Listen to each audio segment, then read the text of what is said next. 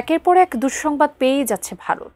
বাংলাদেশের সাথে সম্পর্কের অবনতি, শুল্ক ইস্যুতে যুক্তরাষ্ট্রের সাথে দূরত্ব এবং পাকিস্তানের সাথে যুদ্ধ, সব মিলিয়ে কঠিন সময় পার করছে মোদী সরকার। এর মাঝেই ভারতের অনুরোধে উপেক্ষা করে পাকিস্তানকে উন্নত জেট ইঞ্জিন দিচ্ছে রাশিয়া। এ খবর ফাঁস হতেই উত্তপ্ত হয়ে উঠেছে ভারতের রাজনৈতিক ও কূটনৈতিক অঙ্গন। মোদীকে দায় দিয়ে তার বিরুদ্ধে গুরুতর অভিযোগ তুলেছে বিরোধীরা। শাহাদাত রিফাতের রিপোর্টে বিস্তারিত।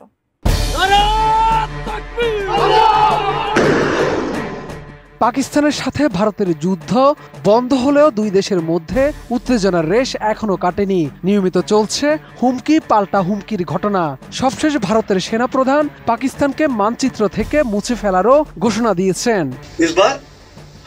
आगे की कार्रवाई करेंगे और कुछ ऐसी कार्रवाई करेंगे कि हो सकता है पाकिस्तान को सोचना पड़े कि उसके इतिहास में भूगोल में रहना है कि नहीं रहना। সেনাপ্রধানের এই হুমকির মাঝে বড় একটি দুঃসংবাদ পেল ভারত। খবর রটেছে পাকিস্তানকে উন্নত জেট ইঞ্জিন দিচ্ছে খোদ দেশটির বন্ধু রাষ্ট্র রাশিয়া, জানিয়ে উত্তপ্ত হয়ে উঠেছে ভারতের রাজনৈতিক ও কূটনৈতিক অঙ্গন।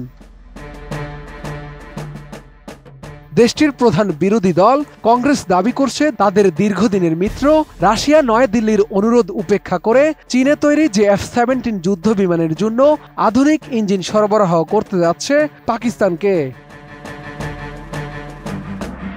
আমি বুঝি নির্মাণের শিল্প, সালাম স্টিল বোঝে ডিউরেবিলিটি। সালাম স্টিল, মোস্ট ডিউরেবল স্টিল। রাশিয়ার এই সিদ্ধান্ত নিজেদের জন্য হুমকি উল্লেখ করে কংগ্রেস আরও দাবি করে প্রধানমন্ত্রী নরেন্দ্র মোদীর সরকারকে ব্যাখ্যা দিতে হবে কেন একসময়ের ভারতের সবচেয়ে নির্ভরযোগ্য ও কৌশলগত মিত্র রাশিয়া এখন ভারতের আপত্তি উপেক্ষা করে পাকিস্তানের F-17 যুদ্ধ বিমানের জন্য উন্নত RD-93M ইঞ্জিন সরবরাহ করছে। এছাড়া দলটির যোগাযোগ বিভাগের প্রধান জয়রাম রমেশ এক্সে লিখেন F-17 বিমানের সর্বশেষ ব্লক 3 সংস্করণে এই নতুন ইঞ্জিন ও PL-15 ক্ষেপণাস্ত্র ব্যবহার করা হবে, যা তাদের বিরুদ্ধে অপারেশন সিঁদুরের সময় ব্যবহার করা হয়েছিল বলে ধারণা করা হয়। ভারতীয় বিমান বাহিনীর প্রধানও বলছেন F-17 পাকিস্তানের সেই অভিযানে ব্যবহৃত হতে পারে। রমেশ আরও লিখেন, পররাষ্ট্রমন্ত্রী এস জয়শঙ্কর জুন 2025 সালে ব্যক্তিগতভাবে হস্তক্ষেপ করলেও রাশিয়া পাকিস্তান ইঞ্জিন চুক্তি এগিয়ে চলছে। রাশিয়া এতদিন তাদের বিশ্বস্ত অংশীদার ছিল, তারা কেন এখন পাকিস্তানকে সামরিক সহায়তা দিচ্ছে, যখন ভারত নিজে রাশিয়া থেকে S-400 ক্ষেপণাস্ত্র কিনছে ও Su-57 স্টেলথ ফাইটার নিয়ে আলোচনা করছে।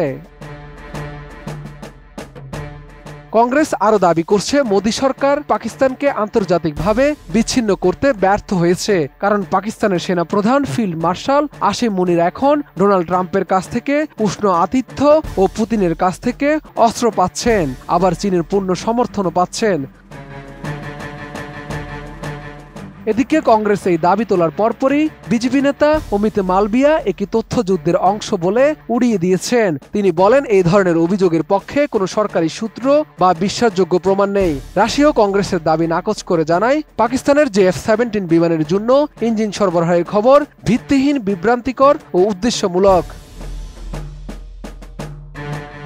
শাহাদাত রিফাত, ATN নিউজ, ঢাকা।